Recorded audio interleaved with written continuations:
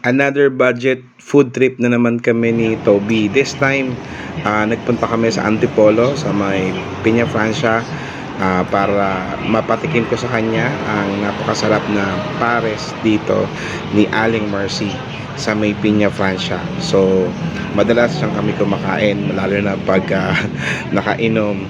And ngayon gusto kong ipatry sa kanya. So as always, ang ginagawa ni Toby pag kumakain kami ng kanto pares or gilid pares, siya lagi nagpe-prepare ng condiments, and as usual hindi mawawala yung chili oil.